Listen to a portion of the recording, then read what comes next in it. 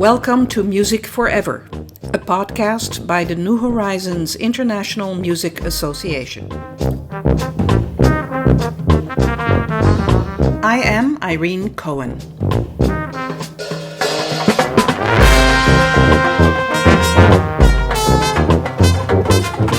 Donna Morse is the founder and director of the Monadnock New Horizons Band in Keene, New Hampshire. She is also the director for the Nelson, New Hampshire Town Band. She plays all genres of music with a specific interest in jazz. Donna describes how music was always part of her life, growing up in Florida and eventually moving to New Hampshire. Donna is the current events committee chair of NHIMA. Together with her husband Dave, they travel to many music events, including New Horizons band camps, where Donna has been conducting, and Dave always joins her with his multiple musical instruments. Donna and I met in August 2023 at the Snow Pond, New England Adult Music Camp.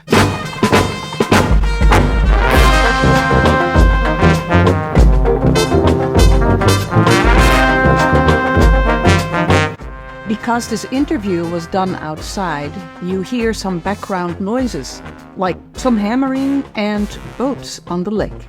Apologies for that. Hi Donna, how are you? I'm doing great. It's so wonderful to have you here. Oh, it's wonderful to be here. It's a beautiful day on the lake playing music. That's right. It really doesn't get better than that. So Donna, tell us a little bit about how things started for you in your world of music. Oh, they started really young. My mom was an organist at the church my dad preached at, and so I heard her playing, and she was a music teacher, and I was listening and playing music since I was very young. Piano lessons at 8 years old, and then clarinet lessons by the time I was about 12. So there was never a moment in my house or my life without music being played or playing music or practicing or going to concerts. My grandfather was a drummer in a big band in New Jersey, and my mother and her brother are both musicians. My uncle put himself through dental school, playing in bars and playing jazz piano. So yeah, it goes way back. We didn't have music in my elementary school until 5th grade. Mm-hmm. So they had eliminated art and music to save money. And so the first music teacher I had was 5th grade, and it was my mother who got the job at my school. But in fact, she spent a lot of time over the years lobbying in the legislature in Florida, where I grew up, to keep music in the schools. So music teachers were always at risk of losing their job. So once we started in 5th grade, I started doing the regular, recorders and auto harp, the one where you strum it and if you hit the little buttons, pretty fun little instrument in elementary school.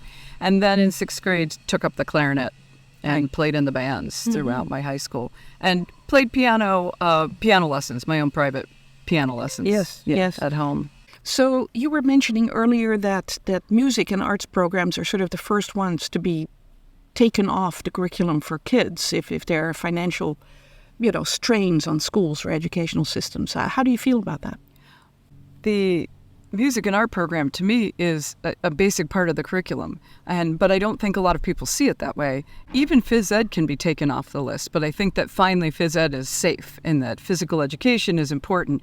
But I think music and art is incredibly important for children to do. I think it's part of their brain development, and even if they don't continue to play music the rest of their lives, I think it's wonderful in elementary school for developing skills, reading skills, and visual skills in visual arts, and even theater and dance. I don't actually think we do enough of it in the United States, at least. We don't do enough art, music, dance, theater at a young age. Yes, yeah. Well, I would agree, and I think that's not just unique to the United States or Florida, but it seems to be like that wherever you go.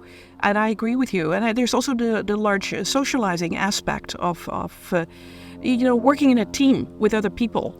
Exactly. That idea of working together, that idea of all for the good of the sound and being a contributor, being a good, solid contributor to the art. And then there's also the possibility of leadership skills that come out of music and all of these things. And some young people become leaders within the group, and they learn how to do that under the supervision and the advice of educators that can help them do it in a way that's productive and do it in a way that they can bring music out of others. So whether it's being a participant or a leader. Yes, yeah, exactly. And you took that route as a leader. I mean, here you are now playing your clarinet. Did you add any other instruments in your young life? Not in my young life. I was only a classical clarinet player, other than piano. But once I started clarinet, I stopped piano because we really couldn't afford lessons in both. So I decided to focus on clarinet. And then when I was in my 20s, I had a flute laying around the house, and I always wanted to play the flute. I didn't actually choose the clarinet. I liked the flute and the oboe, but we didn't have one, and we had access to a clarinet. So that's where clarinet came in. It's my favorite instrument now, but at the time, flute was shinier. Yes. And I wanted to play the flute. So I happened to have a flute in my house, and we were living in North Carolina, and I took some lessons from the symphony player and learned to play flute when my children were very, very young. And then in my mid-30s, we moved to New Hampshire from North Carolina, and I met up with some friends through a church group. Then we were playing some music that needed improvisation and saxophone, and my husband plays saxophone and had one laying around. And I thought, I really want to learn to play saxophone, and I really want to learn to play jazz. So my jazz didn't really start until then. And I had a wonderful teacher, and he's a world-class saxophone player, and I studied with him for a number of years, and mostly have just found all of these amazing teachers. I've studied with just fabulous teachers for skills. Yes. Leadership-wise, that was something I find myself strangely drawn to because I don't seek out to do that. But I was in student council types of positions when I was in high school. So I did do that type of thing.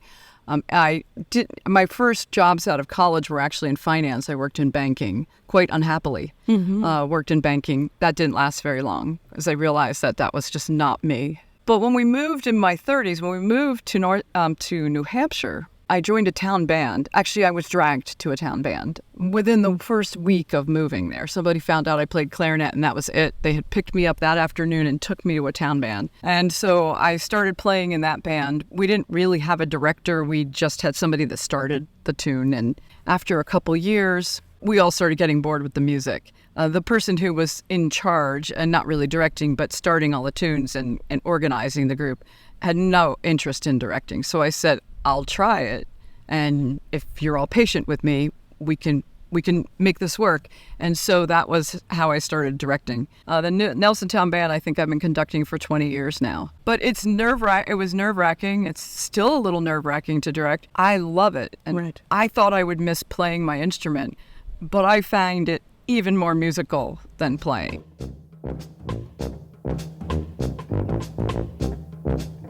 Did you have any formal music education? No.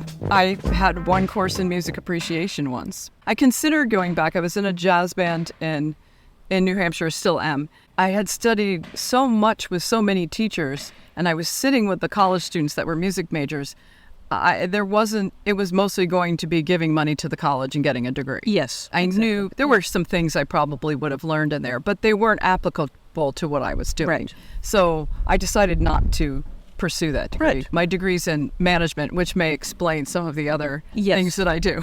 I enjoy getting to know people, and I enjoy learning how to help them move to the next step. That's what I love about directing. How can I get what I want to hear in my head out of the people in front of me? What do I need to say? How do I need to be? Everyone has a different personality, and they all react differently to different ways that they're asked to do things. And of course, the other part of it I find really interesting about directing is it's so important to establish trust with the people that you're directing. And when they do, they'll pretty much do whatever you want. The thing I think about the most when things come up is how can I make this work and keep their trust? How can I not mess up those relationships? I can sense everything you just described. You are a very effective teacher, make it very clear where you want to go with things. And that makes it very easy for the musician to understand what to do next. I personally respond best if I feel that I am respected by the director, that there is no anger, there's no frustration shown. True. And I think that is a large part of trust. It's a big part of trust. And now I feel as though I'm old enough to say, no, I will not work for people I Yes. don't respect. Yeah. You can now set clear boundaries for yourself. Clear. Yes. And how lovely is that? It was wonderful feeling.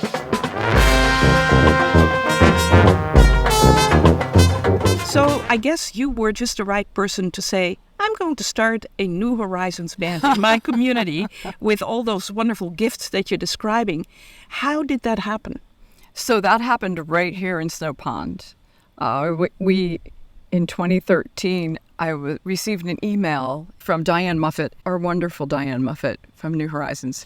And Diane was just looking for people to fill this very first year of camp up here. And my husband and I looked at it and said, well, that looks like fun. And we're available. And another couple in our band also decided to come. They've been here every year since, actually. So we came up that year, and I was just floored by band camp for adults. Yes. What a great concept. And while I was here, Roy Ernst, the founder of New Horizons, was here. And during cocktail hour, the best part of adult band camp, Yes. we sat on the porch overlooking the lake, and he started telling me about New Horizons, as he does. I thought, this is incredible. What a great thing. But the interesting thing is that my desire to do a New Horizons band is not as altruistic as it seems, because my town band is in a location where we have a large number of other bands nearby. I would have situations with my band members. I was happy for them to play in other bands, but they were starting to get pressure from the directors. Well, your band already has 3 trombones. Why don't you play with us? So I was losing band members, and I thought there must be people around here that play these instruments. Yes. And there must be people that would like to play in our bands, but our music is too hard right now if they've not played in 40 years. So I really started the New Horizons band the following fall. Ron Berry was my mentor, and I started it to serve as a feeder group for the town band. I recruited a brass player to be the other director, a local band director, and we had our first meet and greet, and 25 people showed up. And I think it was the first summer after my first year that I added 13 people to my town band from the New Horizons band, and some of the other members joined other bands. But what happened after a couple years is that I found that even though I keep the music of my New Horizons band no higher than grade 2, which is a pretty easy level music, people didn't want to leave because they loved the social aspect. Right. They loved to be able to play music that was just easy, where they could work on their music and their sound and the dynamics. Some people would switch instruments and learn a new one just so they could stay in the band. And I think that was at the point where I realized it was a much bigger thing than a feeder band for the town bands. Yes. And I thought at the beginning, well, I'll do this for 4 or 5 years and I'll find someone to pass it on to. And now it's been almost 10 years and I have no interest in passing it on to anyone. I have an assistant director. The goals are to do something social. The goals are to do something intellectual. The goal isn't an audition for college. Yes. And so, like we were doing this morning in one of the rehearsals, the cymbal player in the Not Quite Ready band here at Snow Pond was having trouble holding the cymbals the official way. And the director said, hold them the way that they work for you. Mm-hmm. And that's something you can do with New Horizons. And I love that whole thing.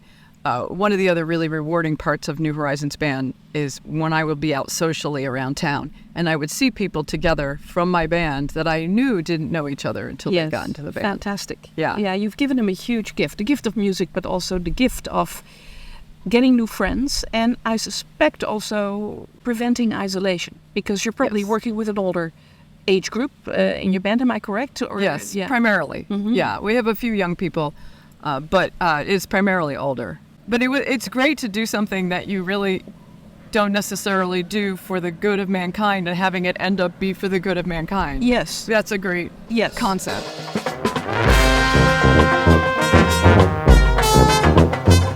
So then you came on the radar of us people at the New Horizons International Music Association because you presented virtually an event on technology, music and technology, I believe. And then a spot came up in the board and we said, let's ask Donna. She seems enthusiastic. And so Donna is now the chair of the events committee of the New Horizons International Music Association, which is actually a very big job within the board because you keep yourself busy with events that this organization can come up with. So it's very busy. Again, it's a bit addicting because everybody within NHIMA, New Horizons International, is just amazing to work with. So I've really enjoyed getting to know all these people all over the U.S. and Canada and become my new friends.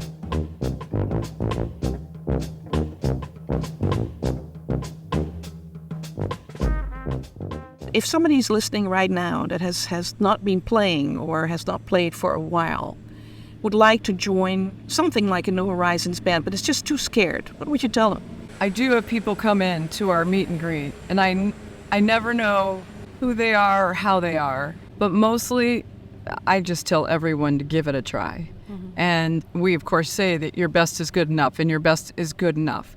Most people are really responsive to that, and it makes them feel better. Mm-hmm. I try to do a lot of personal mentoring to help people through, because especially if they haven't played much music, it's overwhelming. There's a lot to know. Mm-hmm. Some of us who have played since we were young don't even realize how much there is to do. But I think it's always worth trying. I mean, the worst thing is you stop. Yeah. That's it. Yep. I mean, there's nothing lost. Yes. A couple hours of your life and that's it. Yeah. Most people stay. For some people, there's always a few, and that's okay. Many of them say, I'm not sure this is for me, and they go find something else. Mm-hmm. So mm-hmm. I think that's great.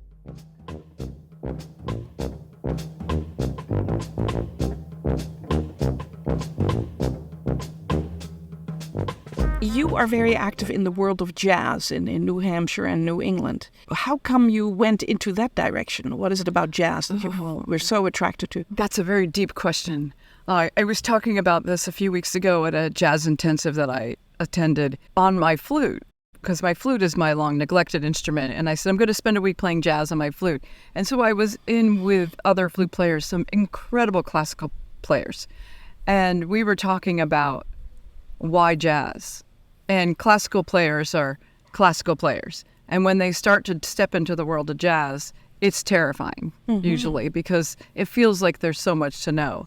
And yet when they take a bigger step in, I heard one of them saying to me, this is wonderful. This feels wonderful. And I think that's where I am. When I started playing jazz and I realized the musical freedom that I had, I just embraced that.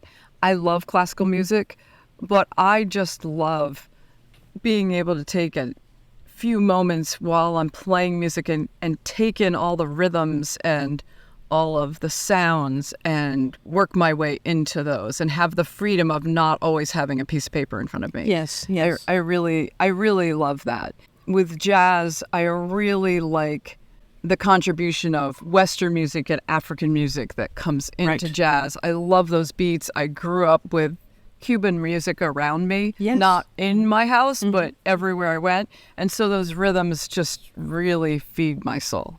I have, for 20 years now, been the lead alto player for the Keene Jazz Orchestra, started by my mentor and teacher 20 years ago. Fortunately, he's passed away, but it's moved on to a wonderful director. I'm also play in a couple other jazz bands, mostly freelance. Mm-hmm. So I play in something called the East Bay Jazz Ensemble when I'm available. We have, when our children left the nest, we took their big playroom and turned it into a jam room. Mm-hmm. So we have amps and keyboards and drum set up, and we have friends over to play jazz. I play wherever anybody will have me. Yes.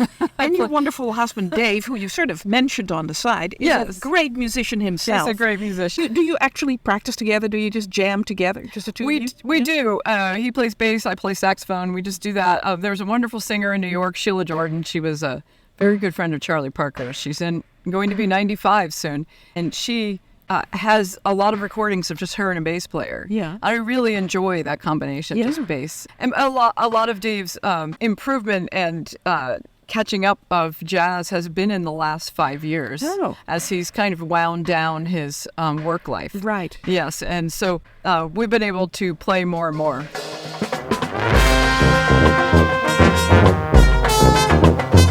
To have the two of you at these various camps and the volunteerism that comes out of you, always helping out, always assisting other people, creating such a positive energy and a welcoming, inviting energy to players like myself who, are always a little bit scared to toot on their horns. We're just amateurs.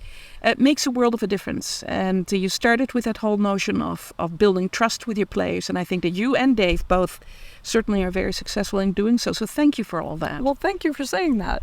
And I can't imagine not helping when someone asks. Unless I physically can't be there, I can't imagine not helping. I had a thank you this morning that just made me tear up. It was really nice. Yeah? Do you want to share that with us? It was one of the players in my Jazz Explorers, which is the very beginning improv class that I'm teaching. And she came up after today. She's performing this afternoon. And she said, "This has been wonderful. I've never played in front of anyone. And I've never, ever improvised." And she's going to be out on the patio playing jazz tonight. Fantastic. Yeah. You've given her that gift. She will never forget, and I think nor will you. Yeah, near will I. Yes. Yeah. Fantastic.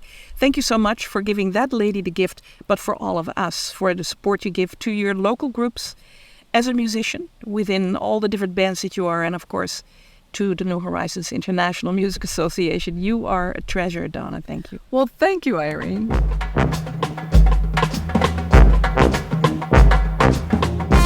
I would like to thank Donna Morse for giving this interview in August 2023. If you would like to find out more about Donna's Monadnock New Horizons Band in New Hampshire, please go to www.mnhband.org. Music for this podcast by Mary Riddle. Swag on. Thanks for joining us for this episode of Music Forever. If you are interested to be interviewed for this podcast, please email us at NHIMA@gmail.com. That is NHIMA podcast@gmail.com. See you next time.